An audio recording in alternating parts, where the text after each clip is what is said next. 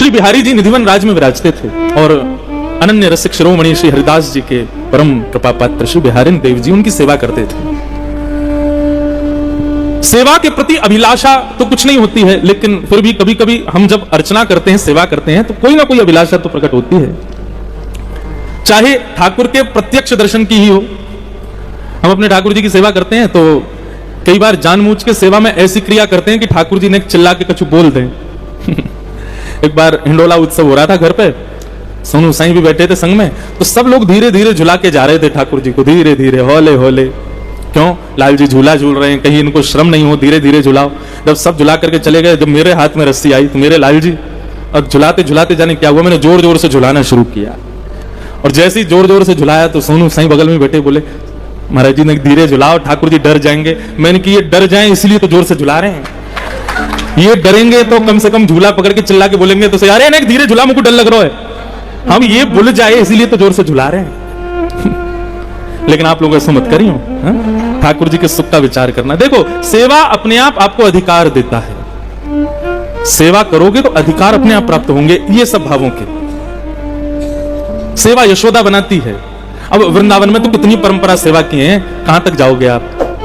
तो श्री बिहारी देव जी बिहारी जी की सेवा करते थे, और सेवा के प्रति उनका एक ही भाव था कि मुझे नित्य वृंदावन का, श्री वृंदावन का दर्शन करना है।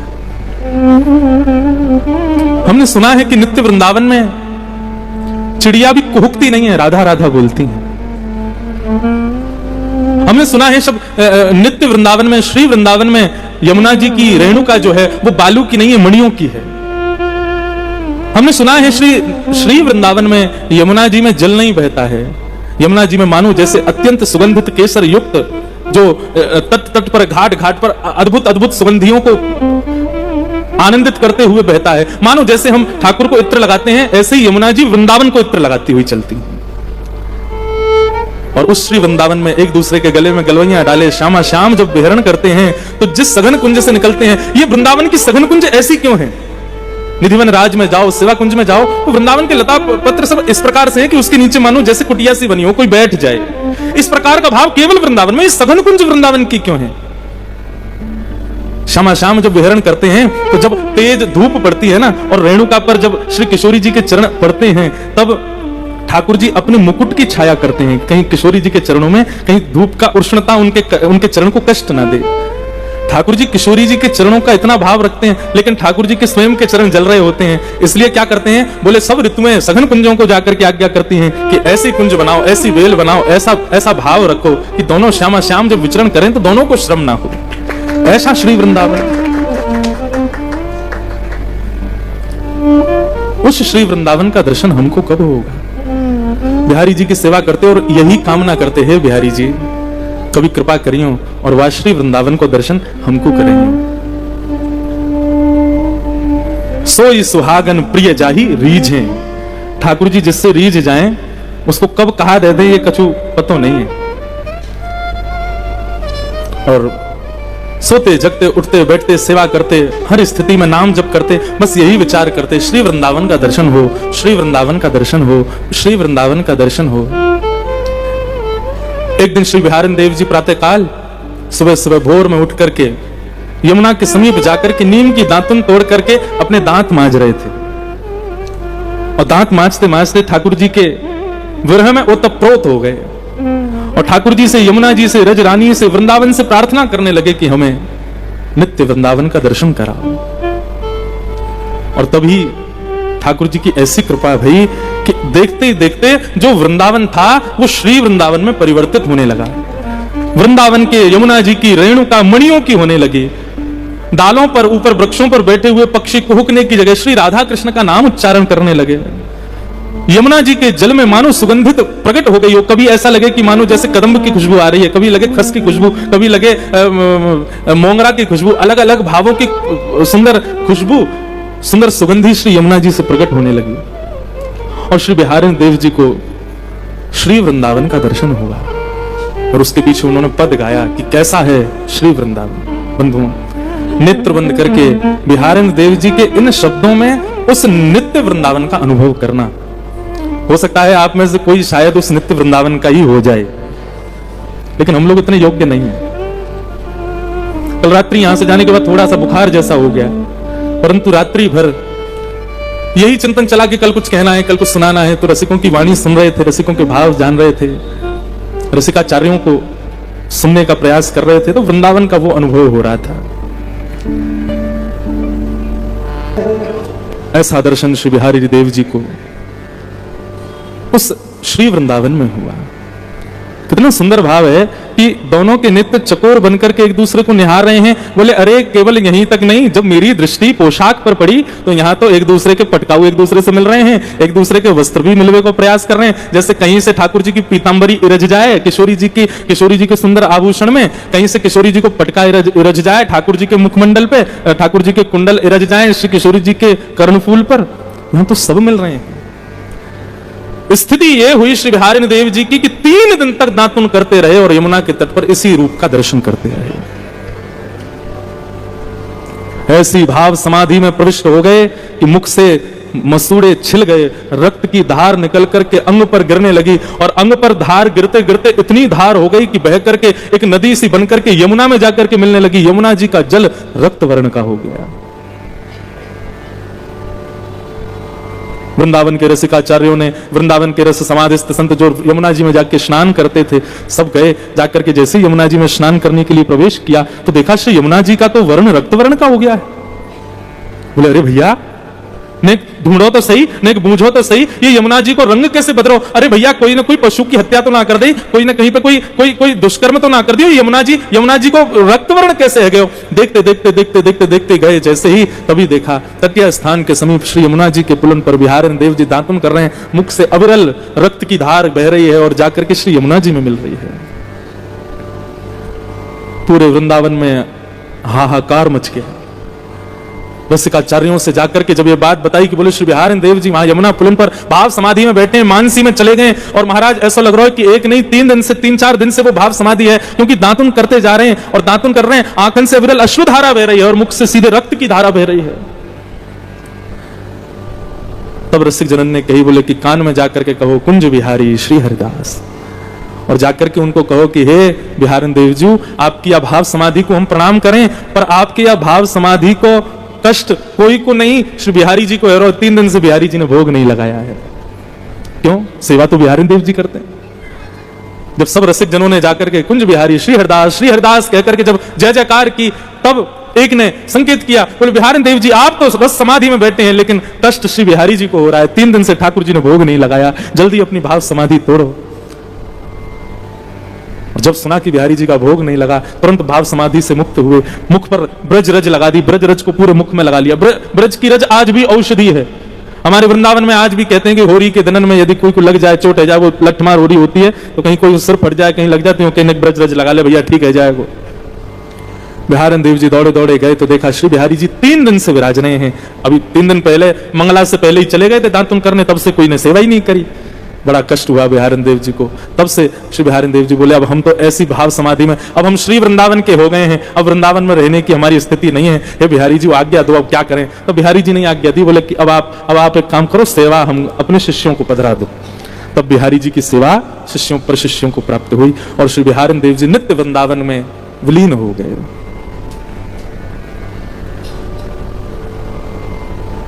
वृंदावन कहने का विषय ही नहीं है बंधुओं, मैं कैसे इसको शब्दों में कहूं, आप कैसे इन 2 कानों से सुनोगे? वृंदावन का भाव 2 कानों का विषय ही नहीं है। रोम रोम हों मैं तो श्रवण मई रे, रोम रोम में कान प्रकट हो जाए तब भी वृंदावन का गुणानुवाद सुना नहीं जा सकता। ऐसो श्री वृंदावन में एक बार श्री ठाकुर जी इंद्रप्रस्थ पधारे द्वारिका से। बहुत ध्यान से सुनना। श्याम सुंदर इंद्रप्रस्थ आए, जब द्वारिका में निवास करने लगे। देखो ये भी बात यहां पर अब थोड़ी सी नमक जैसी लग रही है कि हमने ठाकुर जी को एक साथ ही द्वारिका का बता दिया। आप लोग तो फिर भी सुन लोगे, लेकिन ब्रज के रसिक जन तो इस बात को स्वीकार ही नहीं करते कि ठाकुर जी द्वारिका में रहते हैं। तो इसका भाव पक्ष ऐसे बताते हैं कि 2 कृष्ण हैं। 2 कृष्ण कैसे? कृष्ण तो एक ही है, लेकिन कर्तुम अन्यथा कर्तुम समर्थ ईश्वर, वो समर्थवान है। इसलिए देवकी नंदन कृष्ण जो हैं वो द्वारिका में निवास करते हैं और नंद नंदन कृष्ण तो सदा ब्रज में ही रहते हैं, वृंदावन में ही रहते हैं। तो देवकी नंदन कृष्ण जो उनका काम क्या है, बाहर के लोगों को पकड़ पकड़ के वृंदावन भेजना, वृंदावन की रस उपासना करवाना। और मूल जो प्रेमी कृष्ण है वो तो वृंदावन में ही निवास करते हैं। तो एक बार ठाकुर जी द्वारिका से वृंदावन पधारे, द्वारिका से इंद्रप्रस्थ आए, दिल्ली आए। अर्जुन बड़े बढ़िया आनंद में आ गए, सब व्यवस्था की, ठाकुर जी पधारे हैं। ठाकुर जी जब भी इंद्रप्रस्थ आते हैं या आसपास की कहीं सीमा में आते हैं तो यमुना जी को जरूर प्रणाम करने जाते हैं। ठाकुर जी सायंकालीन समय पर यमुना जी पर बैठे थे और यमुना जी में बार बार पुष्प छोड़ रहे थे। अर्जुन पीछे से आकर के बैठ गए तो ठाकुर जी थोड़ी देर कुछ बात करें और बात करके पुष्प छोड़ दें, फिर कोई बात करें फिर एक पुष्प छोड़ दें। अर्जुन बोले क्या कर रहे हो ठाकुर जी? बोले यमुना इंद्रप्रस्थ से वृंदावन जाती है ना, इसलिए अपने सब प्रेमी ब्रजवासियों के लिए पुष्प अर्पित कर रहा हूं। ये नंद बाबा को, ये यशोदा जी को, ये गोपिन को, ये ग्वालन को, ये गैया को, ये सगन कुंज को, ये वहां के तोतान को, वहां के पशु पक्षीन को, वहां के महात्मान को, यमुना जी को भेंट प्रदान कर रहा हूं कि हे यमुना जी आप यहां से लेकर के जाओ और वृंदावन में सबको अर्पित करती हूं। अर्जुन आज पूछ पड़े, ठाकुर जी भारत का सर्वश्रेष्ठ यदि स्थान कोई है तो वो इंद्रप्रस्थ है जहां आप बैठे हो, और आजकल आप जिस नगरी के राजा हो वो स्वर्ण की नगरी है, उसके महिमा तो कौन नहीं गाता। तीनों लोक के देवता भी आकर के द्वारिका को प्रणाम करते हैं। सोने की नगरी में आप रहते हो और इस वक्त आप भारत की सर्वश्रेष्ठ पृथ्वी सर्वश्रेष्ठ नगरी में बैठे हो, और इतने सब कुछ होने के बाद भी वो वृंदावन क्यों नहीं निकलता आपके मन से? ये वृंदावन ही क्यों आपके मन में चित्त में सदा रमा रहता है? ऐसा कहा या वृंदावन में जो दिल्ली में नहीं, जो इंद्रप्रस्थ में नहीं, जो द्वारिका में नहीं, जो दुनिया के किसी कोने में नहीं, ऐसा क्या है उस वृंदावन में? ठाकुर जी बोले थ्योरी के रूप में नहीं, प्रैक्टिकल के रूप में समझाएंगे, क्योंकि वृंदावन थ्योरी का विषय ही नहीं है। और एक दिन ठाकुर जी अर्जुन को लेकर के अवकाश पर गए, छुट्टी पर गए, और कहां गए? श्वेत द्वीप लेकर के गए। सप्त द्वीप सप्त समुद्र हैं, हम जिस द्वीप में रहते हैं उसका नाम क्या है? क्या नाम है? ये एक कोई पता है, बाकियों को नहीं पता। कौन से द्वीप में रहते हैं हम लोग? जम्बूद्वीप। जम्बूद्वीप का भागवत में वर्णन आता है, जो नमकीन समुद्र के तट पर है वो पूरा जम्बूद्वीप है। पूरी पृथ्वी जो है ये जम्बूद्वीप मानी जाती है। ऐसे ही दूध के समुद्र के तट पर जो विद्यमान है वो श्वेत द्वीप है। क्षीर सागर बोलते हैं ना हम लोग। ठाकुर जी कहां रहते हैं? क्षीर सागर, दूध के सागर में। वो 7 समुद्र ये वाले नहीं है क्या? हम लोग कहां रहते हो? 7 समुद्र दूर अमेरिका रहते हैं। वो 7 समुद्र थोड़े ही हैं। 7 समुद्र अलग हैं। दूध का समुद्र है, नमकीन समुद्र है, गन्ने के रस का समुद्र है, आदि आदि समुद्र हैं, और उनके तट पर अलग अलग अप्रकट द्वीप हैं। एक द्वीप है श्वेत द्वीप। एक प्रकार से कह दिया जाए तो कोई अतिशयोक्ति नहीं है। वृंदावन का यदि वृंदावन को भीतर कर दिया जाए और वृंदावन के जो भीतर विद्यमान है, मतलब वृंदावन के अप एंड डाउन अगर कर दिया जाए, वृंदावन को नीचे कर दो, नीचे का भाग ऊपर लिया है, तो वृंदावन के ठीक नीचे श्वेत द्वीप है। श्री राधा वल्लभ जी श्वेत द्वीप के प्रमुख ठाकुर जी हैं जो वृंदावन में प्रकट हुए। और श्वेत द्वीप में राधा वल्लभ जी की सेवा स्वयं देवादिदेव महादेव करते हैं। वो बड़ी कथा है। तो भगवान अर्जुन को लेकर के श्वेत द्वीप गए। श्वेत द्वीप दिखाने लगे, देखो कैसी नदी, कैसी गलियां, कैसी नदियां, कैसे सुंदर। तभी अर्जुन ने देखा कि अद्भुत पर्वतों की श्रृंखला है, और उन पर्वतों की श्रृंखला में एक पर्वत मध्य में विराजमान है जो सबसे ज्यादा सुंदर है। बहुत ध्यान से सुनिएगा। मानो रात्रि में जब चंद्रमा प्रकट होता था तो चंद्रमा नहीं दिखाई देता था, वो पर्वत ही चमकता था। उसका प्रकाश ऐसा कि चंद्रमा भी उसके सामने आकर के फीका सा लगता था। ऐसा लगता था कि पर्वत या तो पत्थरों का होता है, या मिट्टी का होता है, या हरे भरे सुंदर वृक्षों वल्लरियों का होता है, लेकिन वो पर्वत ऐसा लगता था कि मानो चंद्रमा चिन्ह दिए हों, ऐसा पर्वत। अर्जुन को लेकर के भगवान समीप गए। भगवान बोले, अर्जुन देखो कितना सुंदर पर्वत है। बोले कि ऐसी कांति, अद्भुत कांति इसमें से प्रकट हो रही है ठाकुर जी, चलो इस पर्वत पर भ्रमण करने चलते। जय हो। हम लोग क्या वर्णन कर रहे थे? श्वेत द्वीप। बहुत ध्यान से सुनो। तो अर्जुन ने कहा, महाराज ठाकुर जी ये पर्वत बड़ा सुंदर है, इसका दर्शन करना चाहिए, इस पर भ्रमण करना चाहिए। भगवान बोले चलो। ऐसा सुंदर अद्भुत श्वेत पर्वत, और केवल श्वेत पर्वत मात्र से तो कहां सुंदरता प्रकट होगी, वो जगमगा रहा था, वो चमक रहा था, ये उसकी विशेषता थी। पर्वत पर भ्रमण करते करते जब ऊपर पहुंचे तब उसके शिखर पर एक तपस्वी महात्मा बैठे थे, तपस्या कर रहे थे। ठाकुर जी ने, अर्जुन ने जब उस तपस्वी को देखा तो अर्जुन ने कहा, बोले ठाकुर जी देखो कोई महात्मा बैठा है और इतने सुंदर अद्भुत पर्वत पर ऊपर बैठ के तपस्या कर रहा है, न जाने क्या प्राप्त करना चाहता है। ठाकुर जी ने जाकर के उस अद्भुत भक्त से पूछा। जैसे ही ठाकुर जी का दर्शन किया, दंडवत प्रणाम किया, बोले आज मेरा सौभाग्य ठाकुर जी आपका साक्षात दर्शन हो गया। भगवान बोले तुम्हारी क्या मनोकामना है भैया? हमारे दर्शन के लिए यहाँ पर्वत पर बैठ करके तुम तपस्या कर रहे थे, शायद इसीलिए हमारे मन में भावना हुई इस पर्वत पर आने की। तुमको दर्शन देने के लिए हम आए हैं। महात्मा बोला लेकिन नाथ मैं आपके दर्शन के लिए तपस्या नहीं कर रहा था। ठाकुर जी बोले हमारा दर्शन नहीं चाहिए तो फिर भैया तुम ये पर्वत पर बैठ के क्या तपस्या कर रहे हो? और सबसे पहले तो ये बताओ ये पर्वत इतना चमक क्यों रहा है? ये श्वेत पर्वत क्यों है? इस पर्वत की क्या विशेषता? और फिर बताना कि तुम इस पर्वत पर किस बात के लिए बैठ के तपस्या कर रहे हो? उस साधक ने बताया, बोले हे नाथ, हमारे अष्ट सखा गाते हैं। मानो उस साधक ने भी ठाकुर जी से यही कहा, एहो विधि नाथों पे अचरा पसार मांगू। क्या चाहिए? जन्म जन्म दीजो वृंदावन बसे वो। एहो विधि नाथों पे अचरा पसार मांगू। जन्म जन्म दीजो याही ब्रज बसे वो। हे ठाकुर जी, मुझे वृंदावन में जन्म प्राप्त हो, मैं वृंदावन में जन्म लूं, उसके लिए तपस्या कर रहा हूं। और रही बात इस पर्वत की, तो ठाकुर जी पर्वत कोई साधारण पर्वत नहीं। वृंदावन की उपासना करते करते करते मैं हर बार अपने प्राण त्याग देता हूं। और प्राण कब त्यागता हूं? जब मेरी केवल अस्थियां बचती हैं, केवल हड्डियां बचती हैं, तब मेरे प्राण निकलते हैं। वो हड्डियों का ढेर ही ये पर्वत बन गया है और उसके शिखर पर मैं बैठा हूं।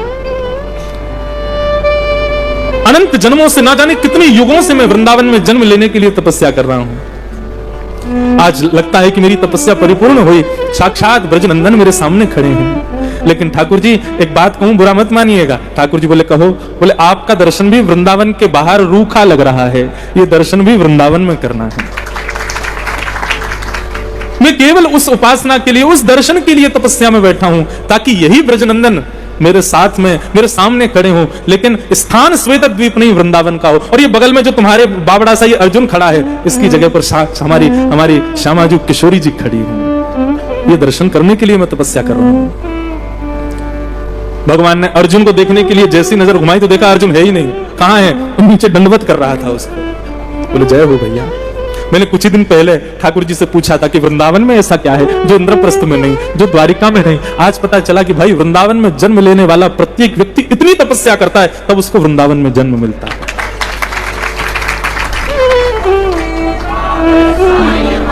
एक बात बंधुओं हाथ जोड़ के निवेदन कर दें, ब्रज का वासी कैसा भी हो, भले ही बिल्कुल अपने भक्ति भाव से च्युत हो, अपने स्वरूप से च्युत हो, अपनी भाषा से भी बुरा हो, अपने रूप भेष से भी बिल्कुल वैसा हो, लेकिन ब्रज का जन्मा हो, उसको भी मनी मन से एक बार प्रणाम कर लेना। उस पर बहुत बड़ी कृपा है। हमारे साईं की कितनी बड़ी कृपा हुई, उनकी वजह से आज कितने परिवार ब्रज के जन्मे।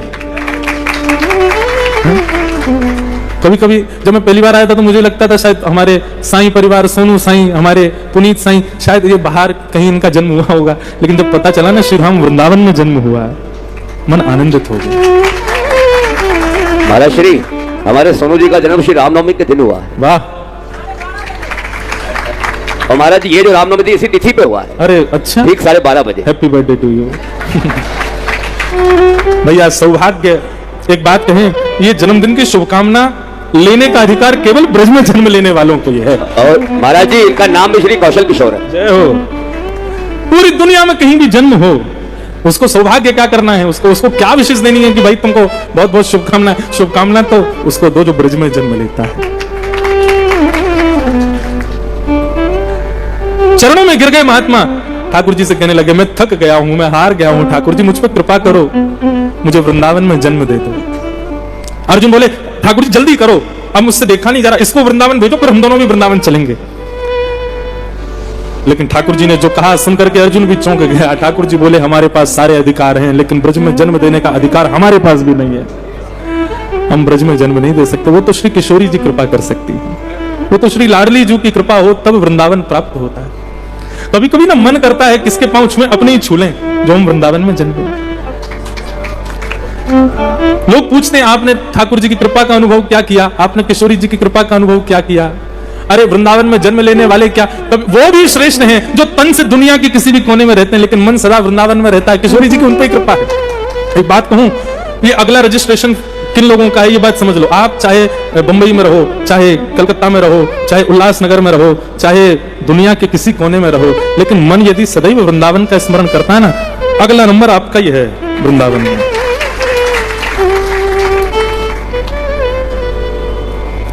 ब्रजवास श्री किशोरी ठाकुर जी बोले हाँ इतनी कृपा हम कर सकते हैं, इतना अधिकार हमारे पास है कि तुम अब मुक्त होकर के वैकुंठ जाओगे तो 3 दिन के लिए तुम्हारा विमान वृंदावन में उतर जाएगा। तो जो लोग बाहर से वृंदावन आते हैं 1 रात्रि 2 रात्रि 3 रात्रि रुकते हैं वृंदावन में, 6-7 रात्रि रुक के फिर चले जाते हैं वापस, उन पर तो श्री ठाकुर जी की कृपा। लेकिन जो वृंदावन में ही रमे हैं, वृंदावन में ही जन्मे हैं, उन पर किशोरी जी की कृपा। जो वृंदावन चाह करके भी नहीं छोड़ पा रहे हैं, जिनके तन मन रोम रोम में वृंदावन बस गया है, समझना श्री किशोरी जी की कृपा है। श्री वृंदावन ठाकुर जी की कृपा से 1-2 रात के लिए मिलता है, 3-4-6-7 रात्रि के लिए मिलता है, 1-आध महीना के लिए मिल जाता है, लेकिन किशोरी जी की कृपा से जीवन पर्यंत के लिए प्राप्त होता है। वृंदावन मिल जाए उसके बाद करना क्या है? पड़े रहो कुंजन के कोने, श्याम राधिका गाऊं, किशोरी तेरे चरण की रज। वृंदावन में कुछ करना नहीं है। कई बार हमने देखा है कि बाहर के लोग वृंदावन में शिफ्ट हो जाते हैं,